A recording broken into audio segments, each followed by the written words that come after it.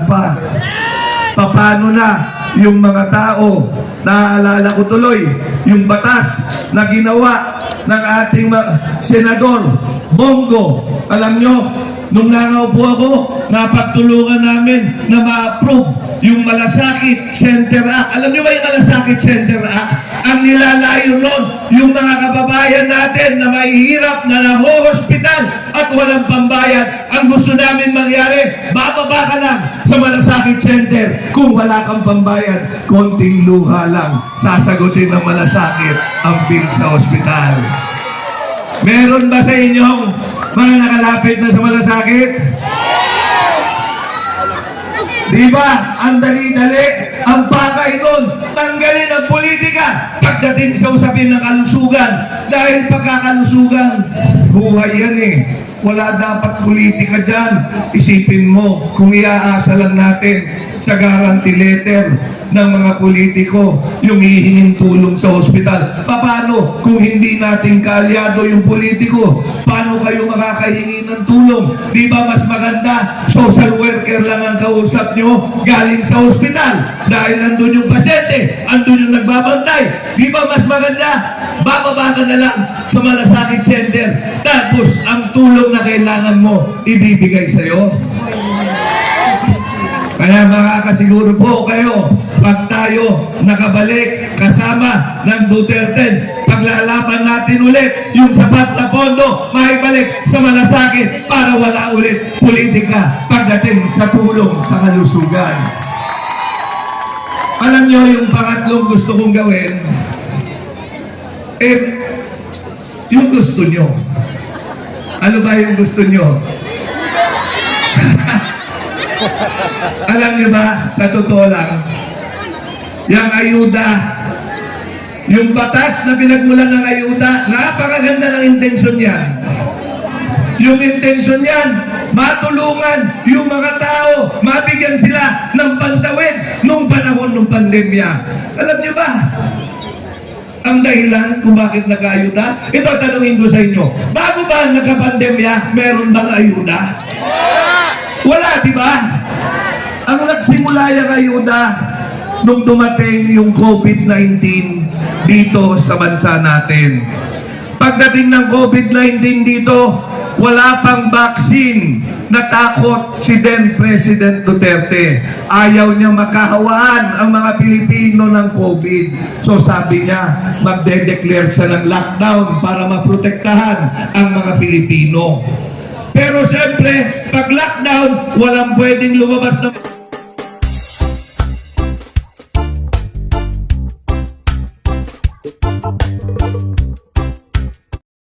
Pero tumulong at yan ay walang iba, kundi si Kong Bong Suntay. Palakpakan naman natin.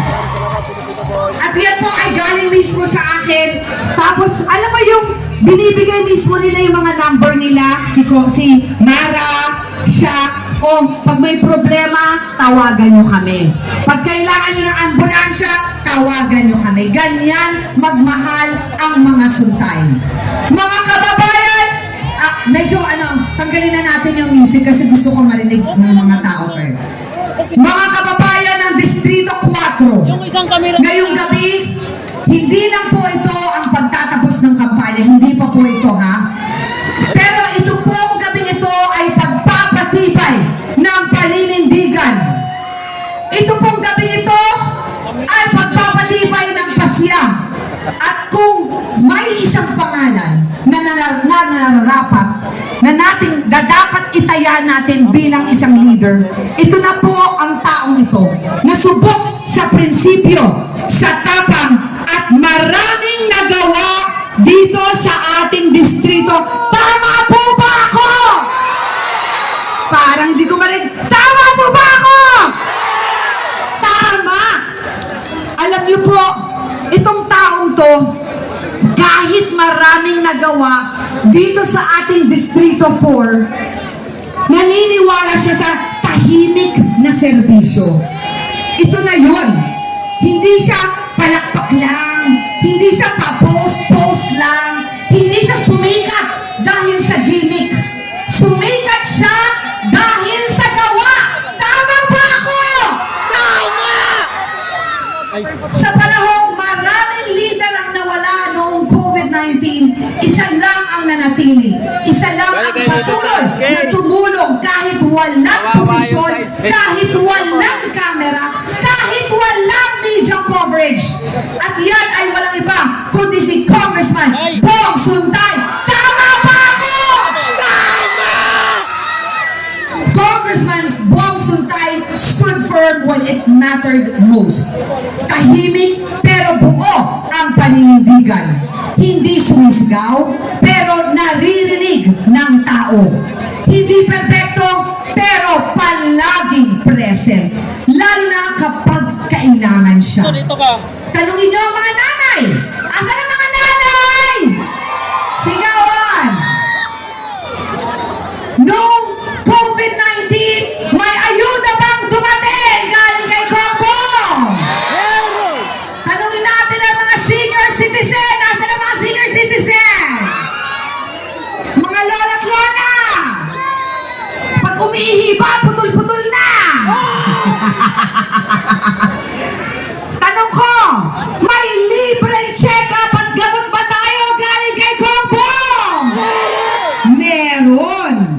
Tanungin natin ang mga estudyante. Asan ang mga estudyante? May scholarship ba at may suporta? Meron. At higit sa lahat, tanungin natin ang buong barangay. Mga barangay, palagi ba nandyan si Bong Suntay kahit nung wala siya sa posisyon, nandyan pa rin siya para tumulong? Yan po si Bong Suntay. Kaya mga kadistrito ko, sa dami ng nagsasabing sila ang solusyon, isa lang ang kailanman hindi nagbenta ng dangal. Isa lang ang kailanman hindi nang iwan sa serbisyo. At higit sa lahat, isa lang ang tunay na leader na maaasahan. Hindi lang sa simula, kundi hanggang sa dulo. At ngayong gabi, buong puso ko pong ipinakikilala sa inyo ang haligi ng disente at tapat na pamumuno, ang leader na may isang salita, ang leader na buo ang loob, at ang susunod na kongresista ng Distrito 4, Congressman Bong Suntay!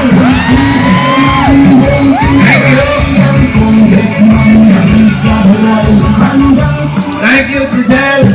Happy birthday sa'yo. Good evening po!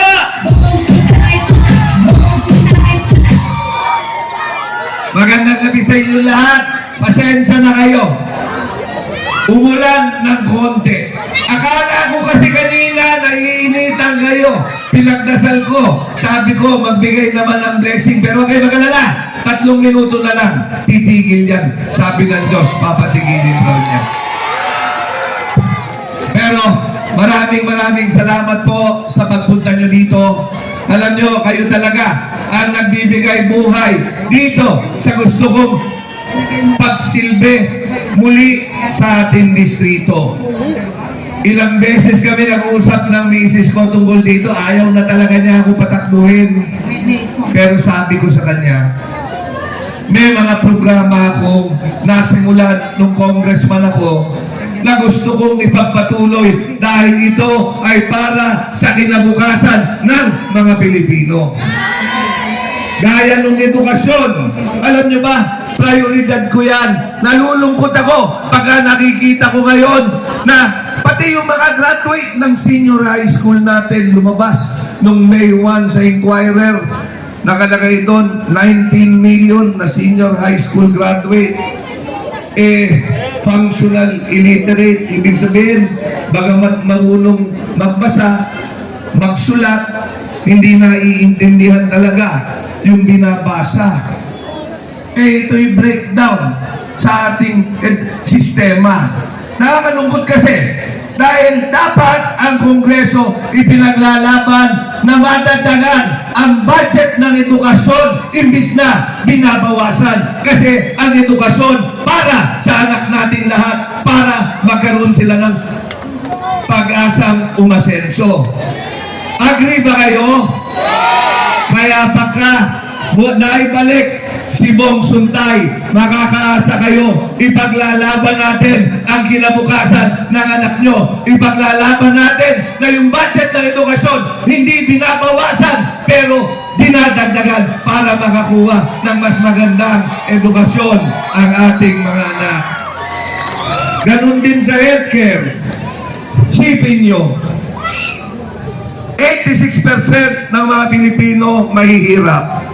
Pero imbis na dagdagan ang budget ng DOH para magtayo ng mga ospital, mag-hire ng mga medical staff, bumili ng mga medical equipment, yung budget pagdating, binabawasan pa.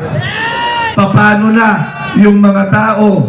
Naaalala ko tuloy yung batas na ginawa ng ating senador Bongo. Alam nyo, nung nangaupo ako, napagtulungan namin na ma-approve yung Malasakit Center Act. Alam nyo ba yung Malasakit Center Act? Ang nilalayo nun, yung mga kababayan natin na mahihirap na nang-hospital at walang pambayad. Ang gusto namin mangyari, bababa ka lang sa Malasakit Center. Kung wala kang pambayad, konting luha lang, sasagutin ng Malasakit ang bill sa ospital. Meron ba sa inyong mga nakalapit na sa Malasakit? Di ba? Ang dali-dali, ang pakay nun, tanggalin ang politika pagdating sa usapin ng kalusugan. Dahil pagkakalusugan, buhay yan eh. Wala dapat politika dyan. Isipin mo, kung iaasa lang natin sa guarantee letter ng mga politiko yung hihingin tulong sa ospital. Paano kung hindi natin kaalyado yung politiko? Paano kayo makakahingi ng tulong? Di ba mas maganda social worker lang ang kausap nyo galing sa ospital? Dahil nandun yung pasyente, andun yung nagbabantay. Di ba mas maganda? Bababa ka na lang sa Malasakit Center. Tapos ang tulong na kailangan mo ibibigay sa'yo. Kaya makakasiguro po kayo, pag tayo nakabalik kasama ng Duterte, paglalaban natin ulit yung sapat na pondo, maibalik sa Malasakit para wala ulit politika pagdating sa tulong sa kalusugan. Alam nyo yung pangatlong gusto kong gawin, yung gusto nyo. Ano ba yung gusto nyo? Alam niyo ba, sa totoo lang, yung ayuda, yung batas na pinagmulan ng ayuda, napakaganda ng intensyon yan. Yung intensyon yan, matulungan yung mga tao, mabigyan sila ng pantawid nung panahon ng pandemya. Alam niyo ba, ang dahilan kung bakit nag-ayuda? Ito, tanungin ko sa inyo, bago ba nagka-pandemya, meron bang ayuda? Wala, di ba? Ang nagsimula yung ayuda nung dumating yung COVID-19 dito sa bansa natin. Pagdating ng COVID-19 dito, wala pang vaccine. Natakot si then President Duterte. Ayaw niya makahawaan ang mga Pilipino ng COVID. So sabi niya, magde-declare siya ng lockdown para maprotektahan ang mga Pilipino. Pero siyempre, pag lockdown, walang pwedeng lumabas ng bahay kahit yung mga nagtatrabaho. Kaya naisip naman na magbigay ng ayuda. Gumawa ng batas, nilagyan ng pera. Ang gusto kasi ni Pangulong Duterte, yung mga tao hindi magugutom, yung mga tao makakuha ng ayuda. Naalala nyo kung ano pangalan ng ayuda nung panahon na yun? SAP! Magkano yung SAP? 8,000. Ilang beses kayo nakakuha? 2. Kung maalala nyo, nung unang beses, kinukuha niyan sa barangay nyo lang. Tama? Pagkatapos doon, nung nakita namin, excited yung mga tao, kumuha ng ayuda. Lahat, sabay-sabay, pumipila sa barangay. Pati yung mga may COVID, nakapila na. Yung second release noon, nag-isip ng paraan kung paano makukuha ng tao na mas madali. Ang naisip namin, GCash. Palawan, Cebuana, Luilir, para yung mga tao hindi na kailangan pumila. Mas madali makuha ang ayuda. Tama ba? Isipin nyo ngayon, ang ayuda, gamit na gamit sa politika. Kailangan kilala mo ang tigalista. Tama? Pag hindi mo kilala ang tigalista, nagpapanik ka dahil gana ka. Minsan, naiinggit ka sa kapitbahay mo dahil yung kapitbahay mo nakadadalawa na.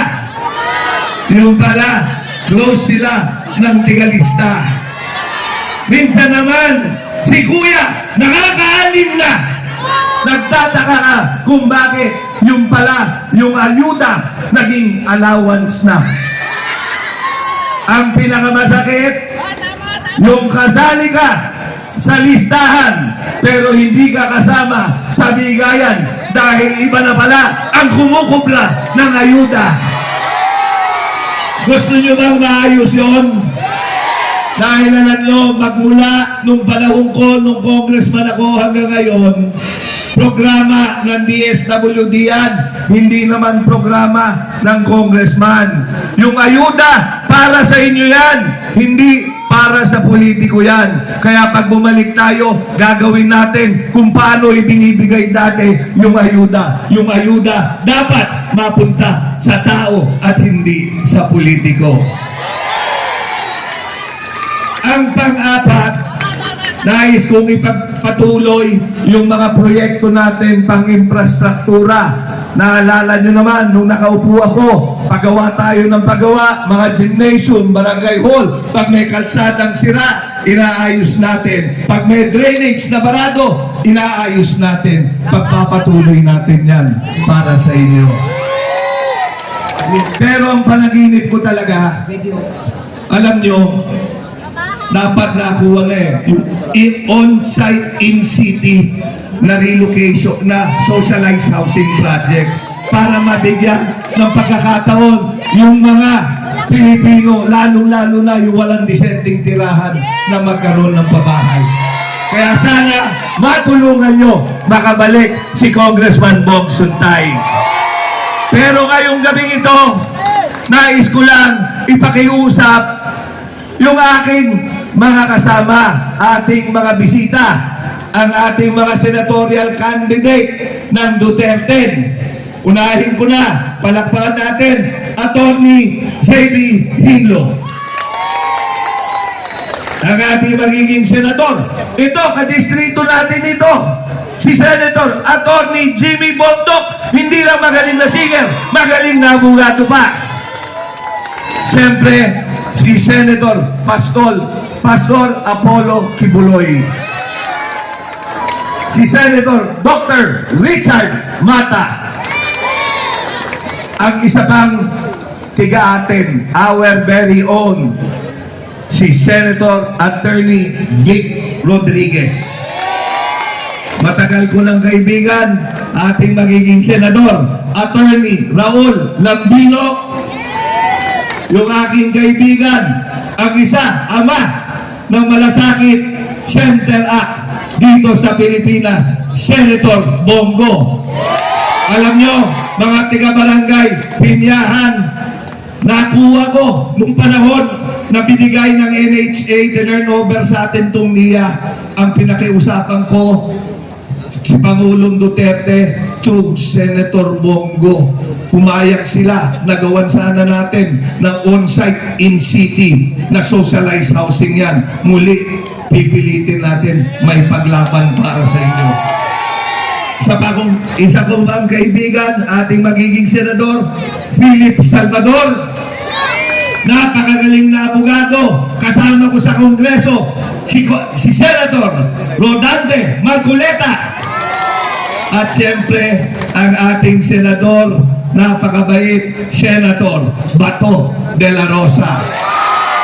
Pero dito, sa 4th District, huwag kakalimutan, ating magiging konsehal, Kiko Del Mundo, Atty. Miguel Suntay, at siyempre yung inyong congressman, Bong Suntay. Magandang gabi po sa inyo lahat.